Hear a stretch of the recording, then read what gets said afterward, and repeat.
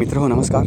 राजकारण किती नीच पातळीवर जाऊ शकतं आणि नात्यांमध्ये असलेली शालीनता, सुसंस्कृतपणा याला कशी तिलांजली जाऊ शकते हे सांगणारं उदाहरण सध्या राजकारणात घडतं आहे. तुमच्या आमच्या समोर घडतं आहे. या गोष्टी चार भिंतीआडच्या नाही आहेत, तर त्या कॅमेऱ्यासमोर घडत आहेत. नेमकं महाराष्ट्राच्या राजकारणात कोणती अशी गोष्ट घडली की जी तुम्हा मला किळसवाणी वाटणारी आहे, लाजीरवाणी वाटणारी आहे, महाराष्ट्राच्या संस्कृतीशी बेईमानी करणारी आहे. मित्रो, आजचा व्हिडिओ आहे या गोष्टीवर, तर व्हिडिओ शेवटपर्यंत पाहायला विसरू नका. मित्रो नमस्कार, तुम्ही पाहताय विचार मोदी. मित्रो, अजित पवार यांचं निधन झालं आणि नुकतीच सुनेत्रा पवार यांची अजित पवार गटाच्या राष्ट्रीय अध्यक्षपदी निवड झाली. मात्र अजित पवारांची जागा सुनेत्रा पवारांनी घेतली का? तर अजिबात नाही. गेल्या 2-4 दिवसात अजित पवार गटामध्ये ज्या घडामोडी घडत आहेत, जे किळसवाणे प्रकार तुमच्या आमच्या समोर येत आहेत, ते पाहता सुनेत्रा पवार या राष्ट्रीय अध्यक्ष असल्या तरी त्या कागदोपत्री आहेत. एखाद्या स्त्रीच्या मागे पुरुषाची जर ताकद नसेल तर समाज तिच्याकडे कोणत्या नजरेने पाहतो? समाजातली चांगली म्हणवणारी, चांगले मुखवटे घालणारी मंडळी त्या मुखवट्याआड किती मोठे राक्षस लपलेले असू शकतात हे गेल्या 2 दिवसात उभा महाराष्ट्र पाहतोय. अजित पवारांच्या निधनानंतर सुनेत्रा पवार यांनी घाईघाईत शपथविधी उरकला. उपमुख्यमंत्रीपदाची त्यांनी शपथ घेतली. पण प्रत्यक्षात ही खेळ कोणाची होती? मीडियानं रंगवलं असं की सुनेत्रा पवार यांनी आपला पक्ष शरद पवार गटामध्ये विलीन होऊ नये.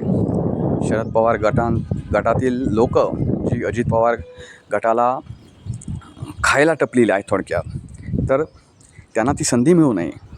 आणि काकाने आजपर्यंत जो अजित पवारांचा अपमान केला वारंवार, त्या अपमानाचा बदला घेण्याच्या हेतूनं हे सगळं घडलं असं मीडियानं चित्र रंगवलं. पण प्रत्यक्षात अजित पवार गटामध्ये 4 बोके टपून बसलेले आहेत याच पक्षाची लचके तोडायला. मित्रहो, सुनेत्रा वहिनी असा मीडियासमोर आणि कॅमेऱ्यासमोर उल्लेख करणारे हे 4 मंडळी सध्या पक्षाला कशी गिळंकृत करतायत याचा अनेक व्हिडिओ गेल्या 2 दिवसात व्हायरल होत आहेत. मित्रहो, सुनेत्रा पवार या पक्षाच्या राष्ट्रीय अध्यक्षा. सुनेत्रा पवार अजित पवारांच्या निधनानंतर त्यांच्यावर केवढं मोठं आभाळ कोसळलं असू शकतं हे तुम्ही आम्ही जाणू शकतो, फक्त कल्पना करू शकतो. अजित पवार हे तुमचे आमचे फक्त नेते होते, तर सुनेत्रा पवार यांचे पती होते, सर्वस्व होते. तुम्हा आम्हाला अजित पवारांच्या निधनाचं केवढं मोठं दुःख झालं. आजसुद्धा अजित पवार यांचं नाव काढलं तर तुमच्या आमच्या डोळ्यातून अश्रू वाहिल्याशिवाय राहत नाही. तर त्या सुनेत्रा वहिनींची किंवा सुनेत्रा काकींची अवस्था काय झाली असेल हे तुम्ही आम्ही फक्त कल्पनातीत चित्र रंगवू शकतो. पण त्यांना अचानक उपमुख्यमंत्रीपदाची शपथ घ्यायला लावली आणि त्यानंतर पक्ष काबीज करण्याच्या दृष्टीनं एकेकांची पावलं पुढे पडू लागली. मित्र, त्यातले 4 बोके ज्या चौघांवर आज आरोप केला जातो आहे की पक्ष गिळंकृत करण्याचा ते प्रयत्न करत आहेत, ते 4 जण आहेत. महत्त्वाचं म्हणजे प्रफुल्ल पटेल, दुसरे आहेत सुनील तटकरे, तिसरे आहेत छगन भुजबळ आणि चौथे आहेत धनंजय मुंडे. त्याच्यातले सर्वात वर ज्यांचं नाव आहे ते आहेत प्रफुल्ल पटेल. गेल्या 2-3 दिवसातले प्रफुल्ल पटेल यांचं वागणं असेल, त्यांचं बोलणं असेल, हे जर पाहिलं तर राष्ट्रीय अध्यक्ष सुनेत्रा पवार आहेत की प्रफुल्ल पटेल आहेत असा तुम्हाला प्रश्न पडतो. राजकीय डावपेचाचा एक भाग असू शकतो की मला पुढे जायचं आहे तर मी हे डावपेच लढवू शकतो, हे मान्य आहे तिथपर्यंत. पण त्यांचं सुनेत्रा पवार यांच्याशी असलेलं अश्लाघ्य वर्तन पाहिलं तर आम्हाला महाराष्ट्राचं राजकारण कोणत्या पातळीवर गेलं आहे याची चिंता वाटेल. मित्रहो, रामायणाची महती सांगणारा आपला महाराष्ट्र, रामायणाशी सुसंगत असलेला आपला महाराष्ट्र. तुम्हाला रामायणातली एक गोष्ट सांगतो मित्रांनो. तुम्हाला माहिती असेल, सीतेचं हरण झाल्यानंतर, सीतेचं अपहरण झाल्यानंतर, रावणानं केल्यानंतर राम आणि लक्ष्मण सीतेचा शोध घेऊ लागले. लक्ष्मण एका दिशेला गेले, राम एका दिशेने गेले. लक्ष्मण एकेका ठिकाणी विचारित होते, माझी वहिनी तुम्ही पाहिलात का, माझी वहिनी तुम्ही पाहिलात का. त्यांना एकानं विचारलं की तुमची वहिनी म्हणजे कशी दिसायला होती. तर त्या लक्ष्मणानं उत्तर दिलं की माझी वहिनी कशी दिसायला माहिती नाही, कारण मी वहिनीचा कधी चेहरा पाहिला नाही. माझी जागा माझ्या वहिनीच्या पायापाशी आहे, त्यामुळे तिचे पाय कसे होते जर विचारला तर ते मी तुम्हाला सांगू शकतो. किती शालीनता बोलण्यामध्ये, किती सुसंस्कृतपणा आणि किती नम्रता. ती नम्रता पाहिली तर आत्ताच्या ज्या घटना घडत आहेत तर त्या किती नीच पातळीवरच्या आहेत ते तुम्हाला कळू शकतं. मित्रो, सुनेत्रा पवार यांच्या खांद्यावर हात टाकणं काय, सुनेत्रा पवार यांचा हात धरून बसवणं काय खुर्चीत, हे काय चाललं आहे? सुनेत्रा पवार काय म्हातारं झालं का त्यांना खुर्चीत बसवायला, की त्या तुमच्या आधारानं चालत आहेत असं प्रफुल्ल पटेल यांना वाटतं? नुकतीच पती निधन झालेली एखादी बाई, तिला आधार देणं समजू शकतो, मानसिक आधार देणं, पण शारीरिक आधार देण्याची काही गरज नाही.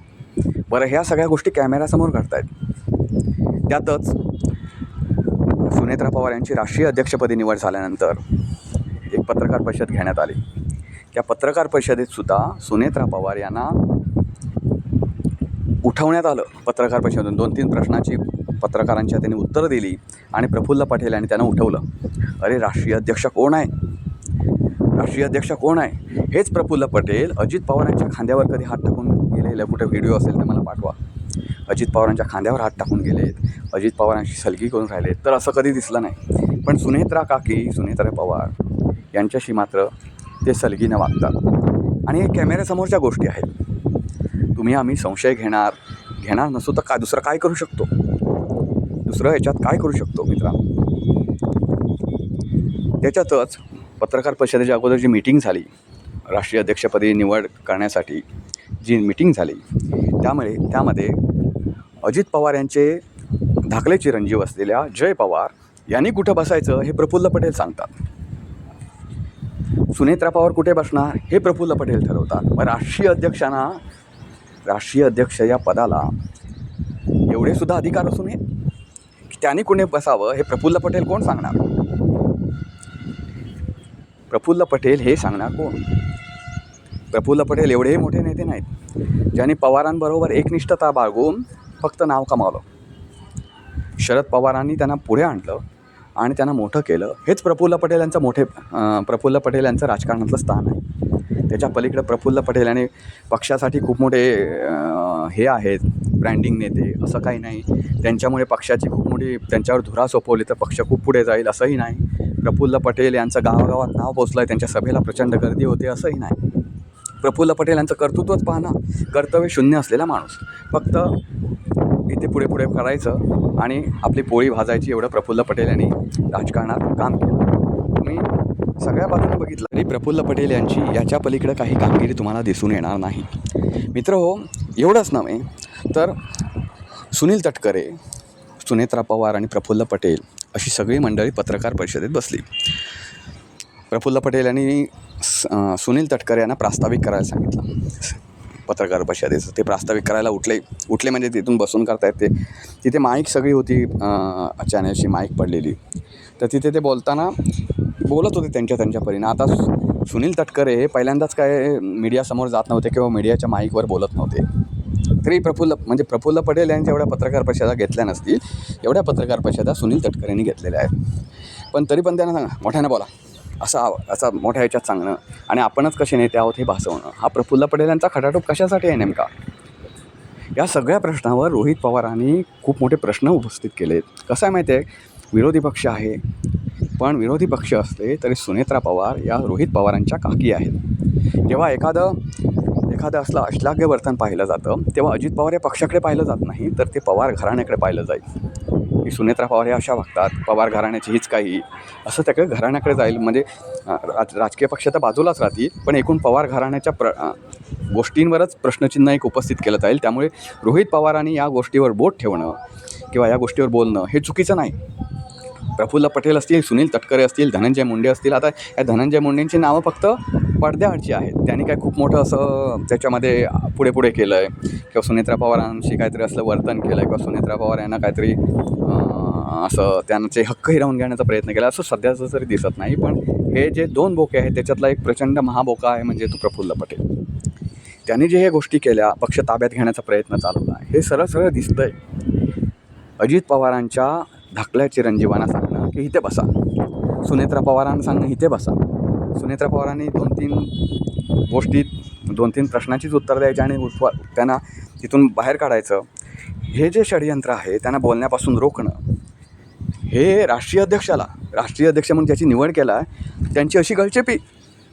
अरे मग करायचं ना, प्रफुल्ल पटेल तुम्हीच व्हा ना राष्ट्रीय अध्यक्ष आणि सगळी सूत्र हाती घ्या. पण त्यानं ते करायचं नाही.